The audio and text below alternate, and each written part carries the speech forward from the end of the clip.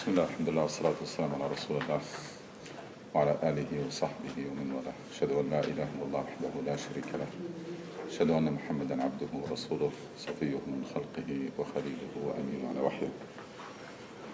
Brothers and sisters, Assalamu alaikum wa rahmatullahi wa barakatuh. Inshallah, we're going to continue what we started for a while now. Our efforts trying to understand our deen and try actually to discover our deen more than understanding it. And try to figure out what is it that Allah subhanahu wa ta'ala created us to do, what is it that Allah subhanahu wa ta'ala assigned us to do, what is it that Allah subhanahu wa ta'ala expects us to do, and eventually figure out what is it that Allah subhanahu wa ta'ala is going to ask us about when we stand before Allah subhanahu wa ta'ala on the Day of Judgment. So that's the ultimate goal, is not to be surprised, to be prepared, one, for the transition from this life to the next, and two, for the day when we're going to stand before Allah subhanahu wa ta'ala, should be when we know what we're going to be asked about, and hopefully do it, so that we'll be prepared for that day. 2 weeks ago we had, 1 week ago, 2 weeks ago? Last week we had a workshop on Saturday. We tried to basically summarize one part of this project or this vision, which is the part that has to do with our deen. I'm going to quickly try to summarize the main points that we covered, and then when I hear from you, either your feedback or your comments or your questions. One of the main, or one of the keys to understand this deen is to make an effort to know Allah subhanahu wa ta'ala, because that leads to a chain. If you know Allah subhanahu wa ta'ala, you will love Him. You love Allah subhanahu wa ta'ala, you will be motivated to serve and to worship Allah subhanahu wa ta'ala out of love, not because you have to, not because you are used to, but because you love Allah subhanahu wa ta'ala, you want to do your best and show your best. So that's chain, and the more you do, and the closer you get to Allah subhanahu wa ta'ala, you reach a point where Allah subhanahu wa ta'ala loves you. That's the ultimate goal. You can see how this chain starts and how it ends. That by itself is a track in our life that requires us to make a plan and make an effort to know Allah subhanahu wa ta'ala more and more. Just when you want to take a friend, when you take somebody as a friend, when people want to marry each other, they make an effort to know each other. Here we're talking about worshipping Allah subhanahu wa ta'ala and dedicating all your life to Allah subhanahu wa ta'ala, so you need to make an effort to know Him.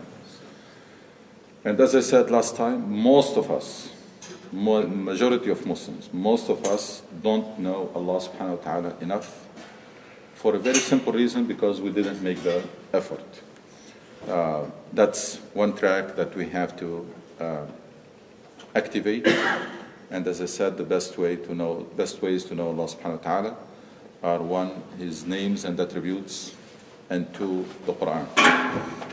Because in the Quran is mostly about Allah subhanahu wa ta'ala.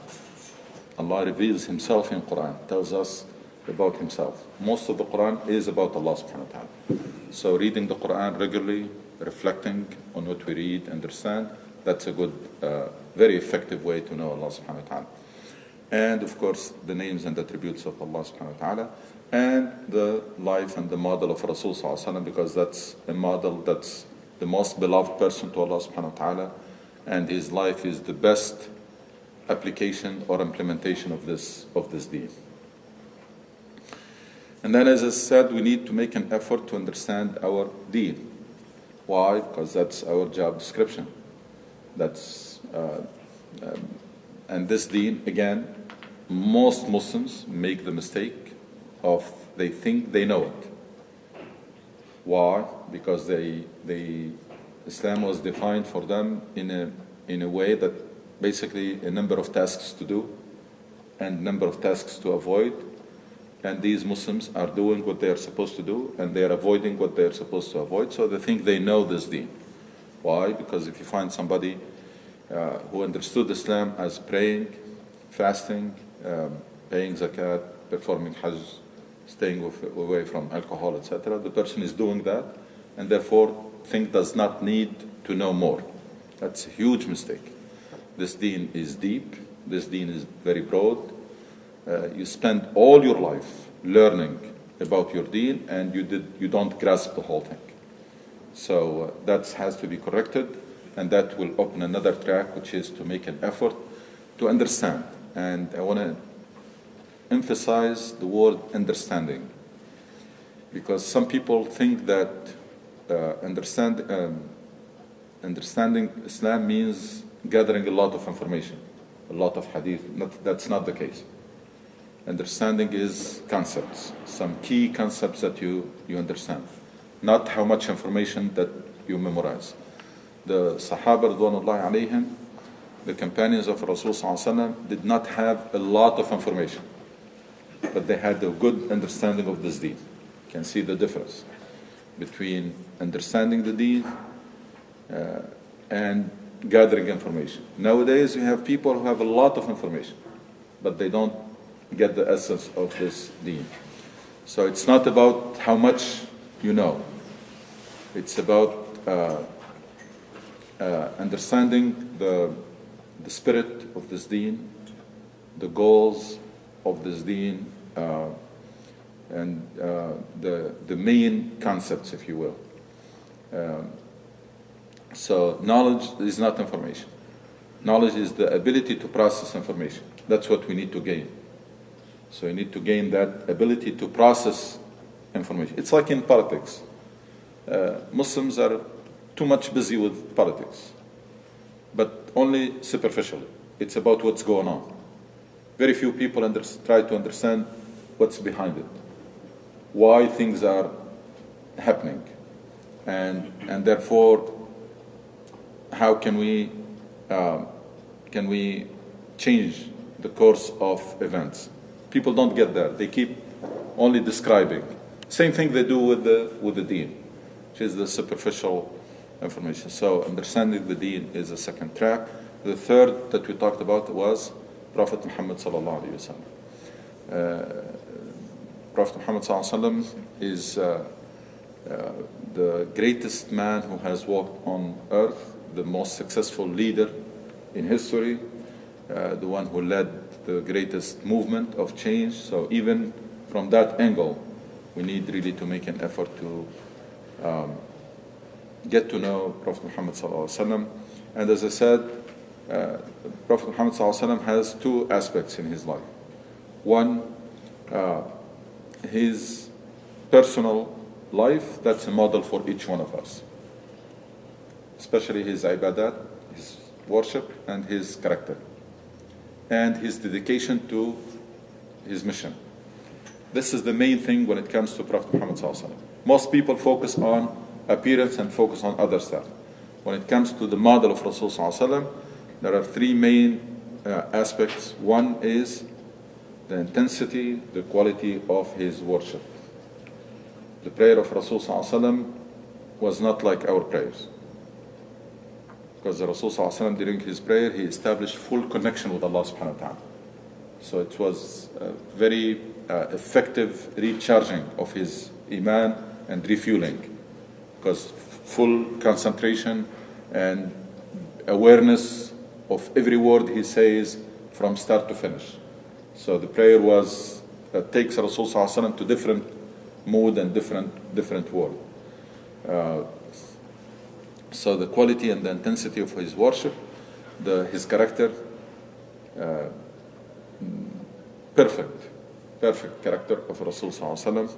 How did he handle himself or conduct himself in different contexts? And third, his dedication to his mission. Anyone who want to follow the model of Rasul Sallallahu Alaihi Wasallam need to focus on these three things. The other aspect is Rasul Sallallahu Alaihi Wasallam has a model of building and leading a community.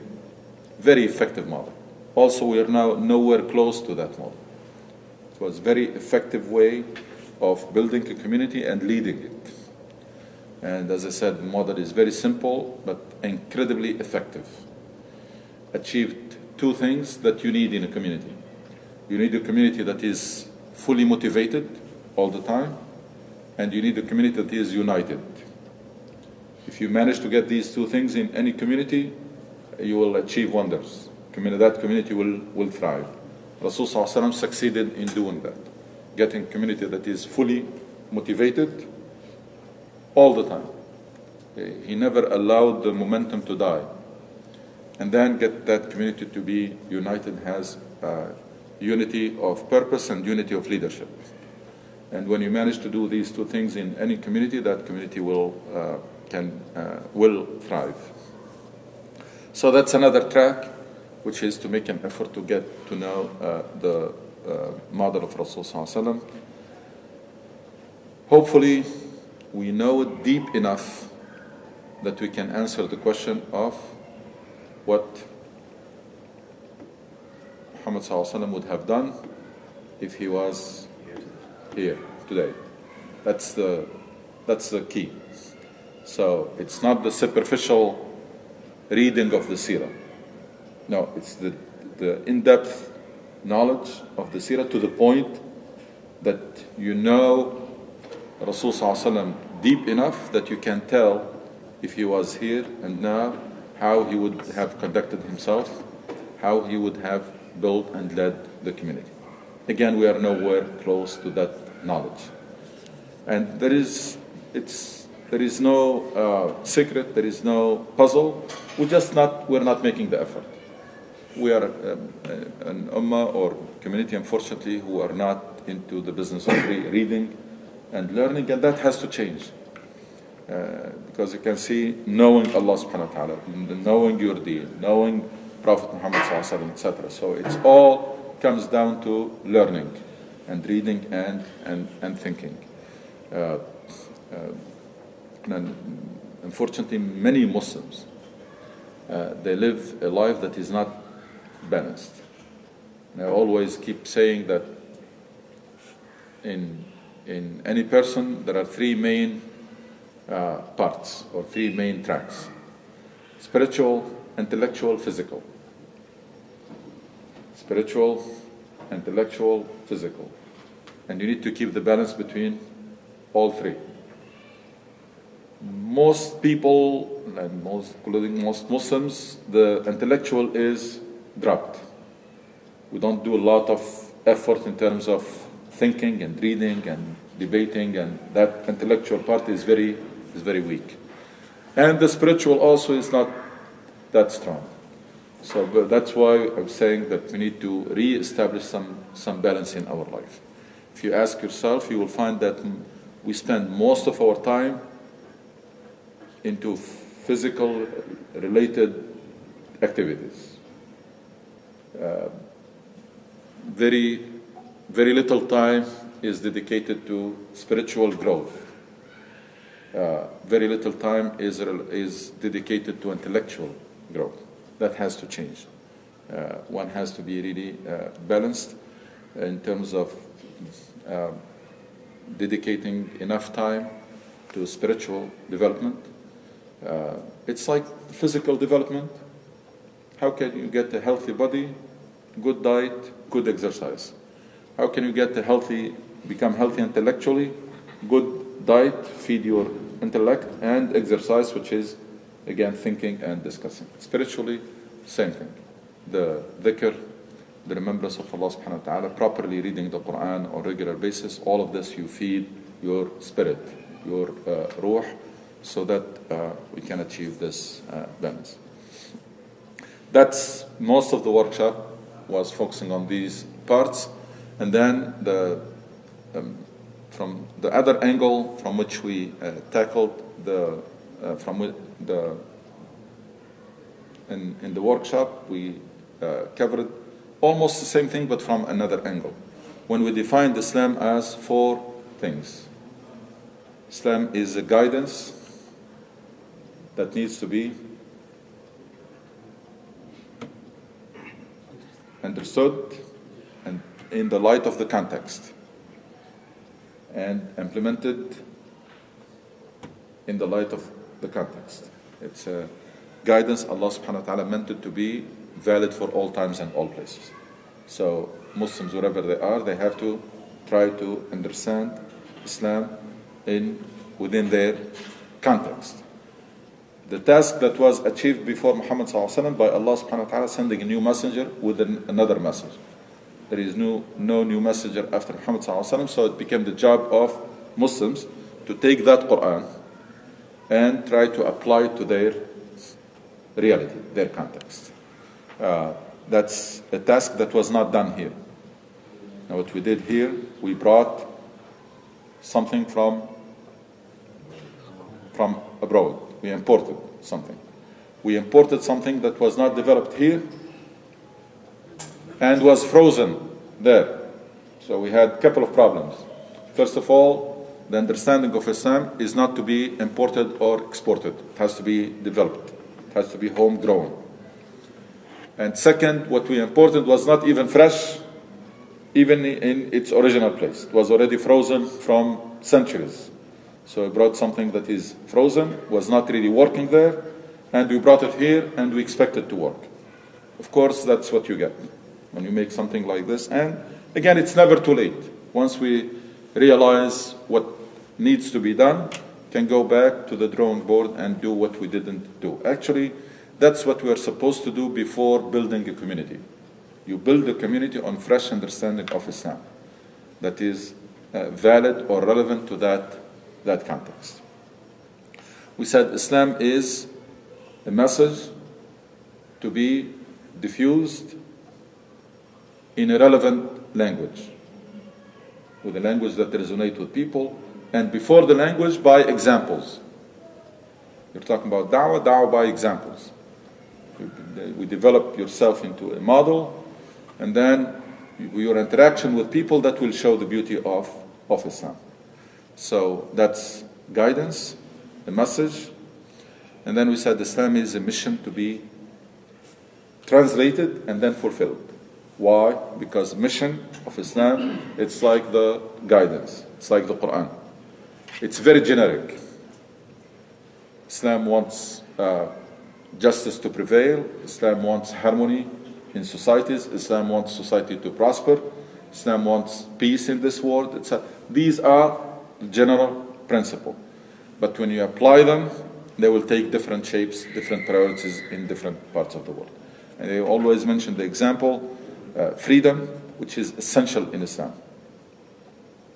If you are in a country that is occupied, then the liberation becomes priority. So your job becomes to liberate that country.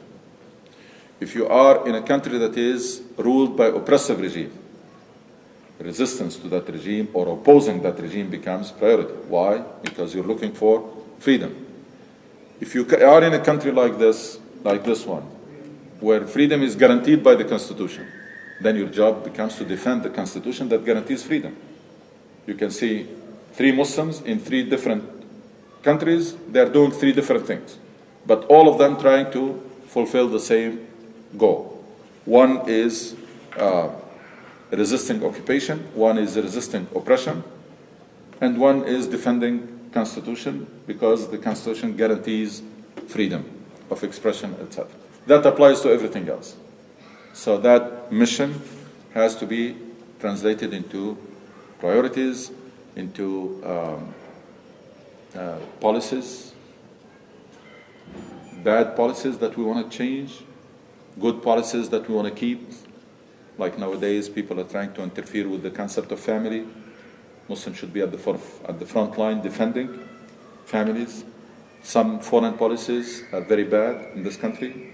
Muslims should be opposing those foreign policies because they are not just, they are not fair.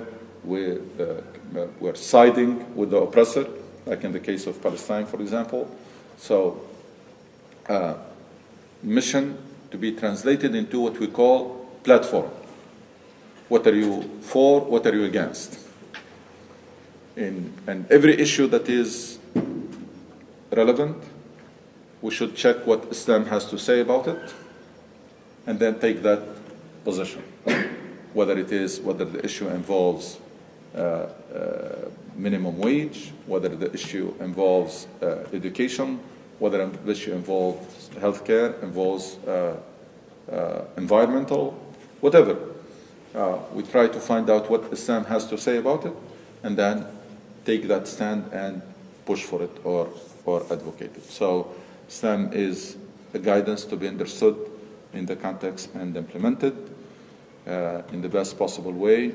Islam is a message, also has to be diffused in a relevant language and essentially by example. And Islam is a mission, and that need to be translated to the context also and fulfilled. And Islam is a model. There is a model on how to build and lead a community that we can find it in the life of Rasul Sallallahu Alaihi Wasallam. That also has to be understood and implemented. Now, this seems to be a lot, and it is. That's why this deen is pursued individually and collectively, because there is no way a person can do all of this. So that's why the collective component in Islam is essential. The community aspect is essential, but community not the way we build community. Islam defines the community or builds a community to fulfill a mission, not a community to protect itself, like we did. No, Islam builds a community to fulfill a mission. What is the mission of Islam? We summarized in one word. The mission of Islam is Islah. Making things better, making this world a better place for everybody, making people better people. That's what Islam came to do, to make you as a better person, and to make you an agent of change or an instrument of making this world, starting from your immediate circle, that's your family, making this world a better place. That's what Islam came to achieve. That's what Islam came to achieve. That's what Allah subhanahu wa ta'ala wants from us. To be better people and to contribute to make this world a better place for everybody. As you can see, majority of Muslims are not doing that. Majority are not doing anything, are just inactive. They took Islam in a very passive way. Some they're doing harmful, even destructive. So we're talking about Islah. Some people are doing this destruction, not betterment. Unfortunately, in the name of Islam. And that tells you how far we are from the true Islam. How far we are, because the success of Muslims is defined by what? One, the quality of individuals, and second, the impact on society. I mean, if we subscribe to the true Islam, then we should be always improving as individuals and as a community, and our contribution or our impact should be significant and also increasing. You don't see that. See, nowadays a mosque that is established in a city or a neighborhood does nothing to the neighborhood, doesn't contribute anything, and if it does, sometimes contribute negative things, not positive. That again tells us that it's not because Muslims are bad. Muslims, that's what they were told. They were told the masjid is just for you to come and pray. It's not a base from which you go out to try to make a difference and to have an impact. You can see how much change is needed and how deep this change is. And unless we go through that transformations ourselves and help others go through that transformation, which is really to discover the true Islam, to change our mindset and accordingly, then everything that we're doing is not going to lead us anywhere. having bigger mosques, better mosques, more activities, more people attending Jumu'ah or attending, that's not going to do anything. That's not how you measure success or growth. You measure success and growth of community, as I said, by the quality of individuals who are producing and by their impact on society. Quality of individuals that we are producing and the impact we have on society. That's why I said that the job of each one of us is, the first primary responsibility is to develop yourself into role model. That's your prime responsibility, is to be all you can be, is keep shaping up intellectually, spiritually, physically, financially, you name it. You keep always improving and shaping up. And alhamdulillah, we are in a society that is known for innovation. There is hardly anything that stays stagnant in this country. I mean, if you don't go to a place for a few weeks, you go back, you will see something new. So we are in a society that is constantly evolving, and it's not fitting for Muslims not to do that. So develop yourself into a role model. That's through a concept called tazkiyah. Very essential in Islam. See how Muslims left the essential concept like islah, tazkiyah. Tazkiyah means self-development. And then we get busy with minor stuff. And some people even fight.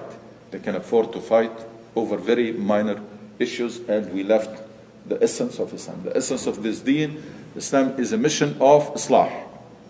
That's what it is. And Islam, a true Muslim, should embark on a process of self-development, which is tazkiyah called in Islam, to be all you can be. It should be in continuous improvement. You don't see that nowadays. Unfortunately, this probably is happening to all of us. You don't meet a Muslim for several weeks, several months, several years. And then you meet the person, you find the same person. Same. Hardly anything changed, hardly any improvement, hardly any new knowledge, hardly anything. Exact same person, the same routine. That's not acceptable. Tazkiyah, develop yourself into a role model, and then help others realize their potential. Because this concept of tazkiyah, it's one word but has two meanings. If you translate it, it can be translated into self-development. That's when you work on yourself. When you work on somebody else, mentorship. That's also missing. Mentorship. What's mentorship? Is to work to help someone to realize his or her potential, grow. Usually it is done from one generation to another. It's better to be done by, like for example, among our community, you can think of 3 or 4 different generations that should be working on each other to help each other grow. We lost that generation continuity, age continuum they call. When you have adults working on young couples working on college students work on high schooler. We don't have that. We unfortunately we didn't work on it, and we lost it, and that has to be rebuilt. We have to find a way to rebuild that age continuum and to revive this concept of tazkiyah with its both meanings, self-development and mentorship. That's one essential thing in Islam. And again, we're not doing it. If you want to fulfill that mission of Islah effectively, Islah again, betterment, means making society better society, make people better people, make this world a better place. If you want to fulfill that effectively, start with yourself. And then help others. How can you help others if you don't interact with them? How can you convey the message of Islam if you don't interact with them? So social interaction becomes essential. Why? Because you cannot help, you cannot mentor if you don't interact. And you cannot convey the message of Islam if you don't interact with people. Go back, look at our reality. Most Muslims are not socially open. Why? Because this whole paradigm has collapsed. They think they don't have to. If you don't have a message to convey, why bothering to interact with people? You can just live in isolation. And so that's self-development, mentorship, social interaction, and civic engagement. You want to make the society a better society, you have to be civically engaged. There is no way you can change things if you are not civically involved. If you're not aware of what's going on, what is being debated at the city level, at the state level, at the county, what's being discussed, and if you're not part of it, if you're not engaged, if you're not reading the local news, if you're not voting, if you are not involved, you cannot change anything. Then you can stay in the masjid and complain. That's what we do. The media is against us, people are against us, people are conspiring, but that doesn't change anything. Things in society don't change by people complaining or blaming or anything. It's only by engagement. And it is possible, by the way.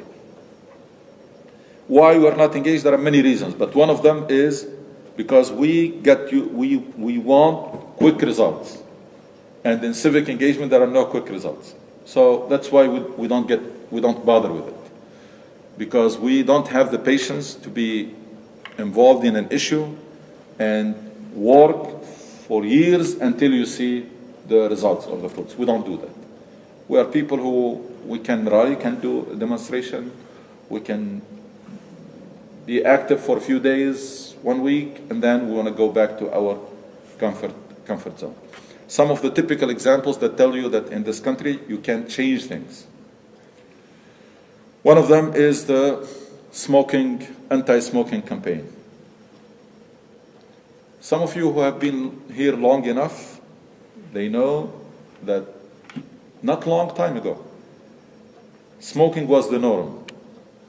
If you are not smoking, you have to look for a place. And in many cases, you don't find it. So you go to a restaurant and say, do you have a non-smoking? And you may probably find a corner, you may not find it. In the airport, same thing. In everywhere. That's not the case anymore, it's the opposite. Now everybody is proud to be smoke-free, and now smokers have to look for a corner if they can find it. Did this happen by coincidence? No. There are people who took this issue very seriously, worked on it day in, day out, and worked against who? Worked against giant companies. These tobacco companies are giant. They hire lobbyists, they spend millions of dollars for lobbying. But there are people who are very dedicated to the cause, worked hard, and they got results. Did they get them overnight? No. There's nothing that happens overnight. But at the end of the day, what did they do? They changed the law, and they changed the social norm. Nowadays, if somebody smokes in a metro, etc., you'll find something strange. Why? Because the social norm has changed. The norm now is non-smoking. And that's not easy to change the law. It's even more difficult to change the social norm. That the norm becomes, they reverse it. That's a good example. The bad example is homosexuals. Same thing. It was something that was abhorred in this country. People that they just rejected. Now it's the norm. Now the law has changed. You may be in trouble if you say something, if you're not careful about what you say in workplace or what you do, or in hiring and firing. You have to be very careful. Why? Because the law has changed. And same thing is people very dedicated, worked hard, and they were able to change. Everything happens the same way. United States was not blindly supporting Israel from the beginning. That's not true. Was reluctant even to acknowledge the state of Israel. But with time, there are people who worked very hard and there are people who are dormant. If you read, they will tell you that many US presidents, in early days, when they want to make a decision, they will say, how about the Arabs? What's their opinion? And they kept told, don't worry about them. Don't just worry. Just worry about the other side. Why? Because they're active. They're active and they can punish the president, or they can punish a senator, or in their political career. But there are people who are just dormant. So with time, that's what happened. So what's the ideal Muslim? If you want to describe the ideal Muslim, is someone who is working on self, growing, improving, and someone who is socially connected, and someone who is civically engaged and aware, and someone who is involved in mentorship, both being mentored and in mentoring others. I don't see these criteria in many Muslims. If these are tests, I don't know how many will pass. Is it too late? No. And I'm very optimistic that if Muslims, especially young people, if they are presented with the true Islam, they will love it. Because true Islam is very inspiring, very empowering, makes you very proud. But that's the true Islam, not the version that is there. Because that seems that young people didn't like it. Obviously, just come to the masjid and you don't see them around. Why? Because that version is very confusing. It's very dull. It's not coherent. It's not inspiring. It's not relevant. Doesn't solve their problems. Doesn't answer their questions. That's why they don't seem to be attracted to it. But again, if we manage to discover the true Islam and present it to young people, people will love it. And people around us will respect it, even if they don't accept it as a religion, but they will respect this faith. How? It's our job. It's us who can make Islam relevant or irrelevant. It's us who can make Islam respected or rejected. It's because at the end of the day, when it comes to religion, people don't read the text. People want to see the product. That's how they make their impression about religion. Because every religion, the text will say very good things about it. Nobody will say our religion is bad.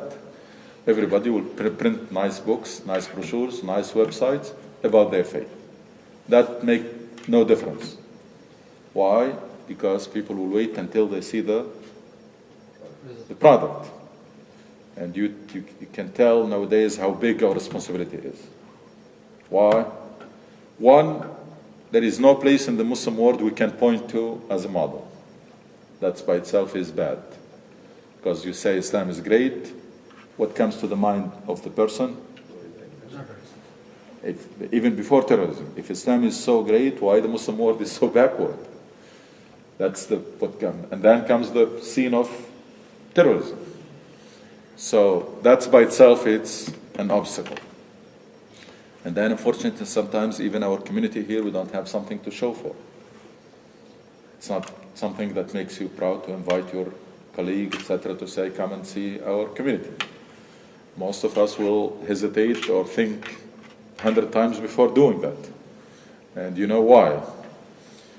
And then comes only yourself. That's what is left. So we have to do really a lot of effort to be good ambassadors of this deen at a time where everything about Islam is coming negative. So, Allah subhanahu wa ta'ala designated this ummah or this community for a very honorable job, to do His work.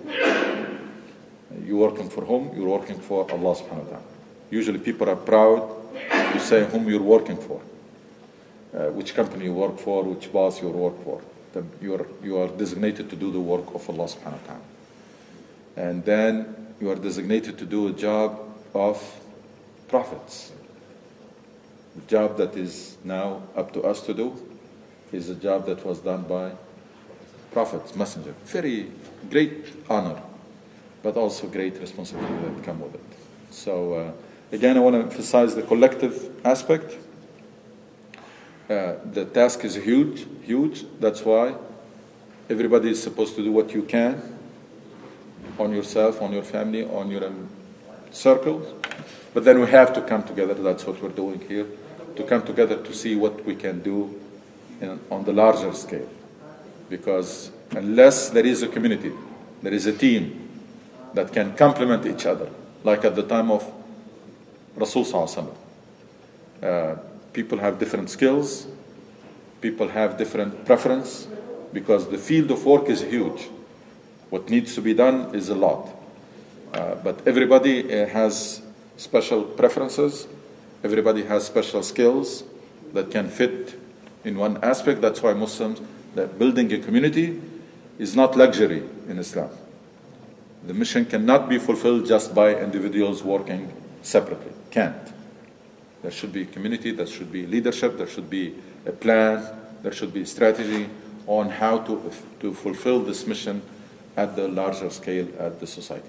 And that's where we're going to complement each other. And everybody has a room to contribute. There is a room for every Muslim, regardless of your level of education, regardless of how much you know, regardless of how much time you have, regardless of how much money you have. There is a room for every person to contribute to this huge task or this great mission of Islam. I'm going to stop here, and I want to really hear from you, again, your feedback, your questions, your comments, your suggestions.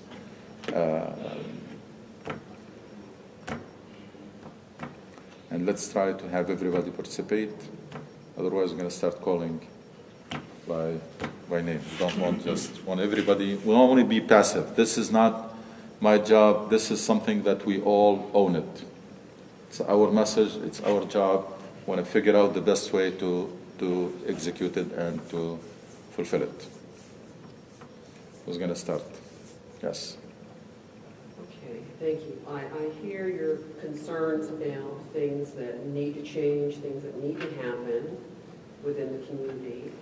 And I guess I'm just wondering, what are the strengths that you see that at least one of the people can build upon? What are the things that are going well? That's a very good question.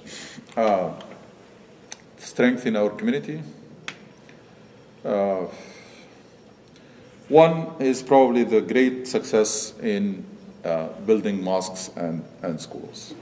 That's something that was achieved very successfully in a very short period of time. Community was mobilized fully because they believed in that project, in that cause, and everybody almost contributed, and it came. That's exactly what we want to replicate, by the way. So always that's how it happens. When a vision becomes shared by everybody and becomes the dream of everyone, and then it gets. So that was great success. Muslim community, when it comes to level of education and level of income, is most statistics put them at above average. That's another thing that makes, we're talking about a community that is talented, a community that is well educated, a community that is resourceful. So, and the good news, even though that's a failure, but can be seen as good news, most of these resources are still untapped. By the way, most communities are relying on few individuals in terms of work and in terms of money. Most communities are relying on small pool. So that's bad, but that gives you the hope. There is a large pool of resources that is untapped. If you manage to leverage it and activate it, you can do a lot. This is not a community that is exhausted. This is a community that is still have a lot of resources that are untapped. And I'm talking about the people in the mosque, and many more are outside the mosque. Also have good people with a lot of resources and talents and skills that if they are leveraged, you can imagine what can be achieved. So that's, of course, there are elements that always keep us optimistic. The environment in which we are working. This is a society in which many other communities have thrived, even though they are not larger in numbers. They didn't have more resources, yet they succeeded. So that's a good thing for us. We're talking about a society that is an environment that is conducive for you to succeed. The greatest strength for us is our faith, and that's not activated now. Most of the time, it's either dormant or working backwards. If we manage to tweak it, that's our greatest strength. Muslims are motivated almost only by their faith. Nowadays, the faith is not motivating people. So the greatest strength or hope is after the help of Allah is on activating our faith that is now dormant or working backwards. It's you have very strong engine, but it's not active, or it's working backwards. Next, quickly.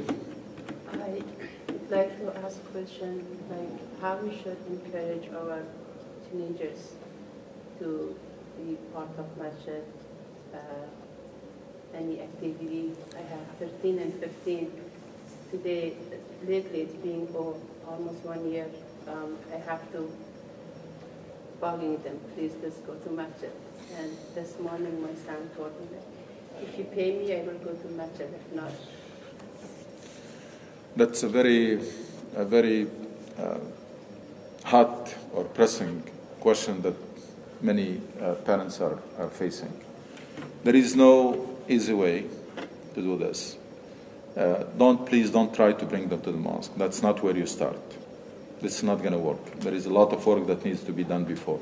The only thing I told him, I will talk, he's downstairs with Brother Ahmed. I said, if you do your homework nicely, and if your teacher is happy with you, I will be happy to pay you. If your teacher complains, you don't take money from me. These are not solutions. I mean, it's good that you're trying, but those teenagers, most of the time, not talking about your case, most of the time, they did not find any role model at home or in the community. That's the key. That's the major problem. And then there is no bridge between us and them, because we shouldn't be talking to them. There's somebody else, somebody who's in the 18th or 20th should be talking to the 12th and 13th. They can talk their language. They can communicate. We don't have those. We have very few people who can establish that connection with the younger ones. They're not going to listen to us. We didn't live their experience, especially those of us who came to this country after, did not go to high school here, etc. They will not listen to you because they think that you don't know what they're going through. You didn't go through that experience. What are you talking about? So, no easy solution, but there are some solutions. It's never too late. And I always believe in the role model. We can teach our children by example only.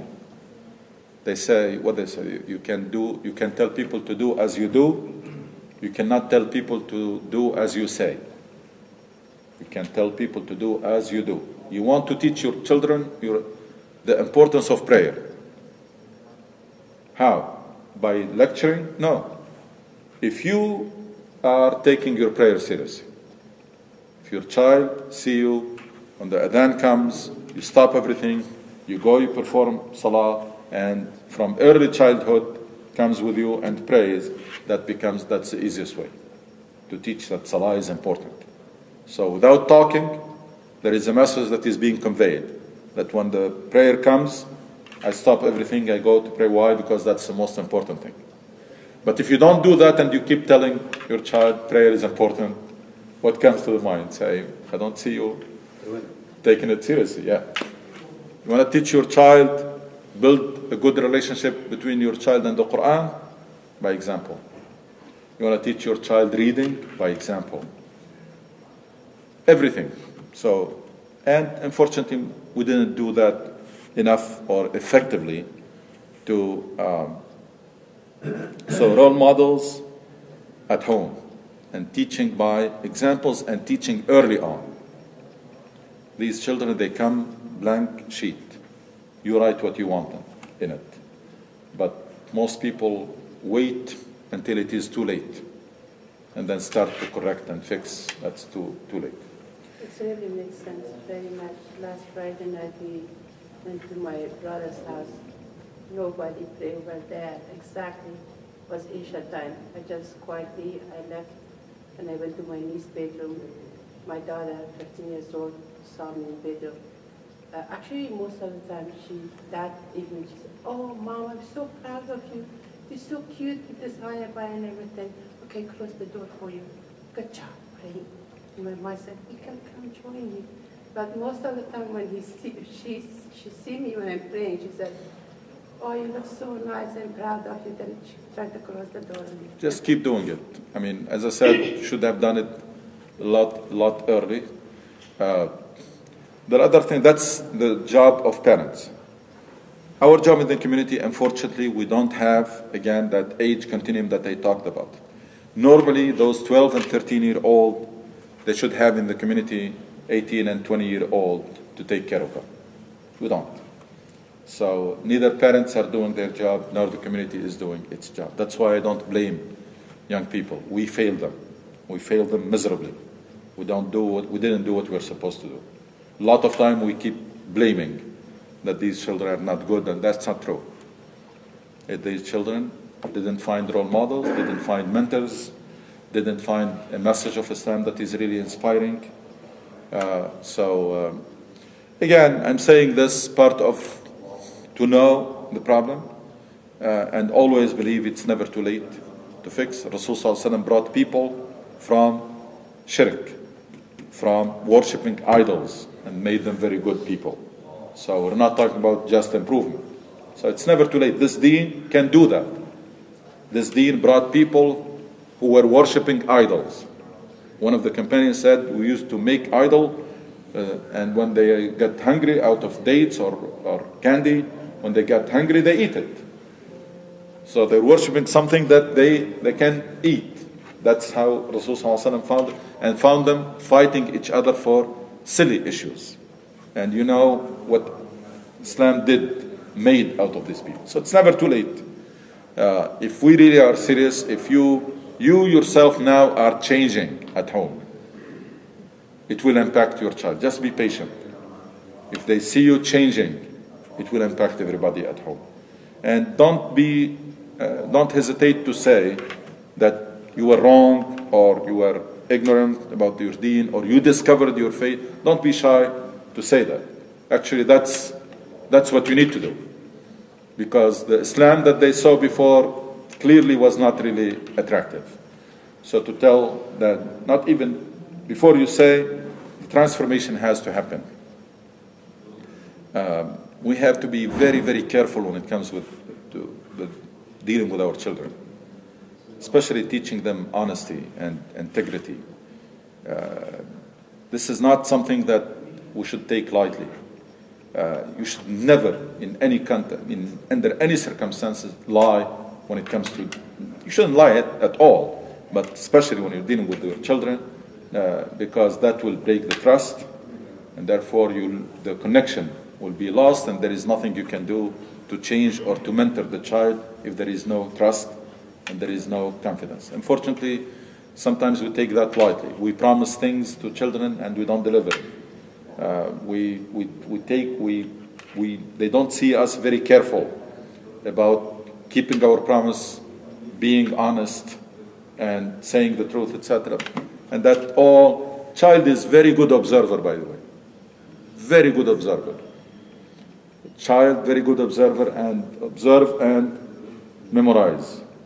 Memorize and then does exactly what he saw, or he or she saw. So,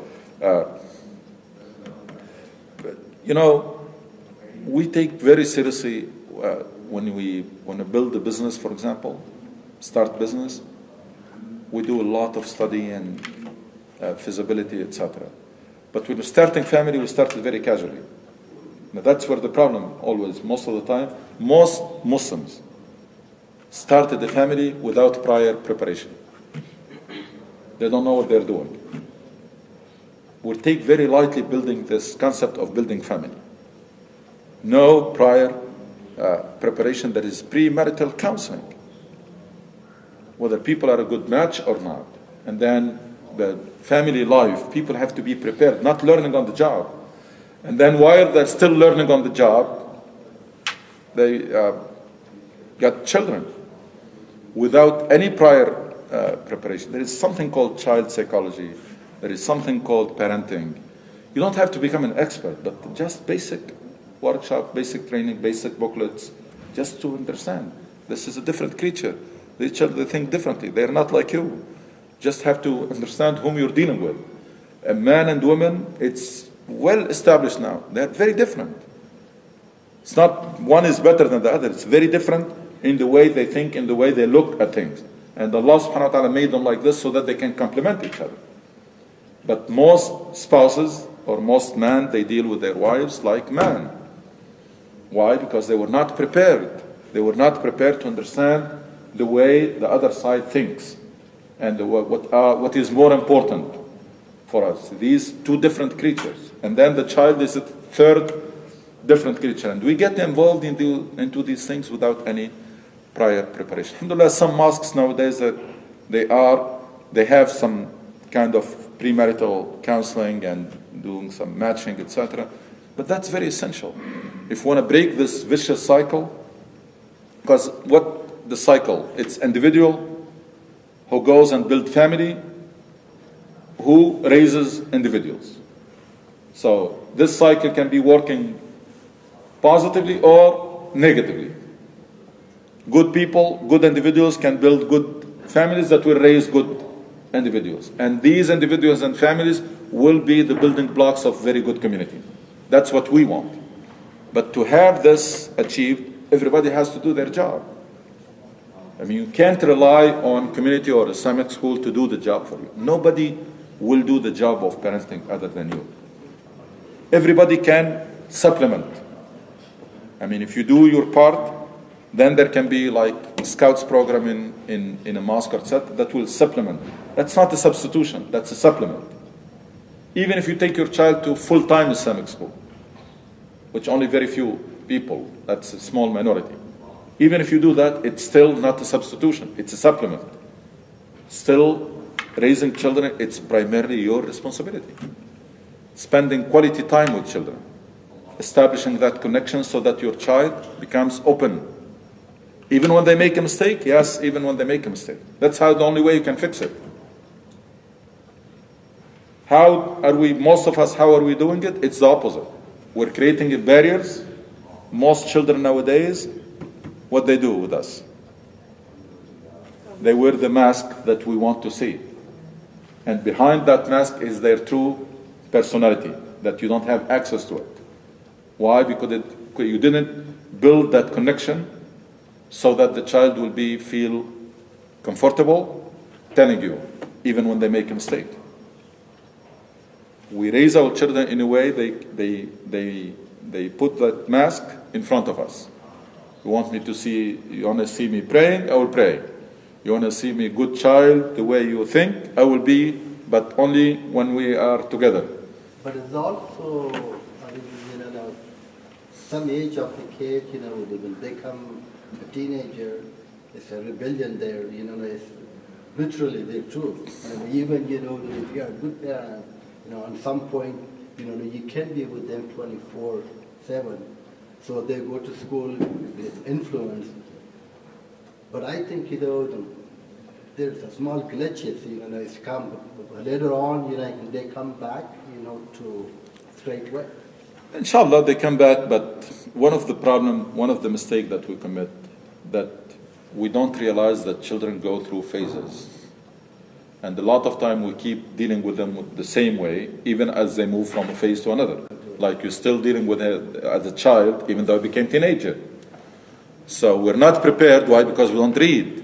We don't read, we don't go and attend workshops, etc., so that we become prepared. You should be prepared to make the transition. When the child is making transition from one phase to another, you should change. Even Ali ibn Abi Talib radiallahu anhu said, you have to befriend him. After a certain age, deal with it as friend. It's no more rules, and it's different. Rules in the beginning. And after that, you have to make that transition. And we don't do that. Second, we should be prepared to tolerate more when they go through that age.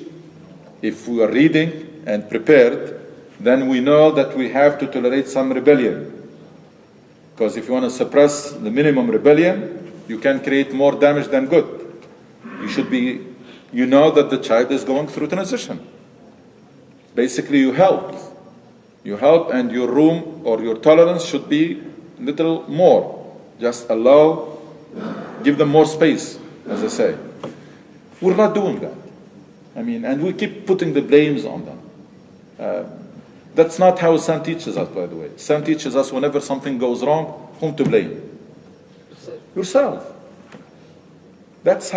Because a lot of time the first thing we do what? When something goes wrong, I blame my wife. before you blaming. You are honest. Yeah, before blaming. Just hold on blaming. Because we have other line of defense. That's why we're not changing quickly sometimes. The first thing we do in the face of every problem is denial. Denial means what? Not exist. It doesn't exist. Just look the other way. And the problem is growing. Because when you look the other way, the problem doesn't go away. Problem is there. And nowadays, even at the family level or at even state, they keep denying a problem until it becomes a crisis. So the first thing we do is denial. And then when denial is not working anymore and we have to face it, that's where we have excuses. We never run out of excuses. Oh, this is because of this new generation, TV and high school has influenced it. No, because you didn't do your job. No excuses. Again, if something goes wrong, blame yourself. And then with the excuses find somebody to blame. Find someone or something or somebody to blame. And then when we have to do something, usually we only superficial, never go deep, find the roots. We just try to put out the fire. And then we go back to the comfort zone until the next fire or the next crisis. That's how people are living their life. That's how communities are living their life. They call it firefighting mode of operation. Firefighting mode of operation means what? It means you are always relaxed until there is a fire. You go put it out and then go back to relax. That's why you don't see Muslim communities and nations growing. Because the growth requires what? Go read any books on leadership and how nations fail, how nations succeed, etc. They will tell you that it goes by, they call it build up, until you achieve a breakthrough. You want to move from level 1 to level 2. How? You keep building up, sustained growth until you manage to become a different level. But not doing something and go back. With that, you will stay always where you are. So you have to sustain your growth or sustain mobilization so that you can move from one level to another. That's what Rasul ﷺ did. Rasul ﷺ from day one till he passed away, he never allowed the momentum to die. He always thinking about the next level. And read the seerah of Rasul ﷺ. You will find him always starting the next level before finishing the current one. There is always an overlap. Why? So that people will stay motivated. The day he concluded the Sulh al-Hudaybiyah, the deal, the treaty with Quraysh. On the same day he sent his messenger to the leaders of the world. He knew that this phase it's a matter of time. The phase of Mecca and Arabian Peninsula, it's a matter of time. And as probably some of you know, Hillary Clinton said one time, it takes a village to raise a child. It takes a village to raise a child. Yes, it takes a family, a community. This is not an easy business the way we take it. Why? Because we're focusing on the physical part. We're focusing on satisfying the physical needs of the child. And maybe education for a degree and good grades. That's all what we're focusing on. But building a child is much more comprehensive than this. You should have, first thing, how do you build a house? Foundation. Before the foundation. You start with blueprint, a design. Start with a design, and then you build that house. That's how you need to do with the child. You have to have a vision in your mind on what you want your child to be. And then start building and sharpening and shaping the child so that you achieve what you want. We don't do that.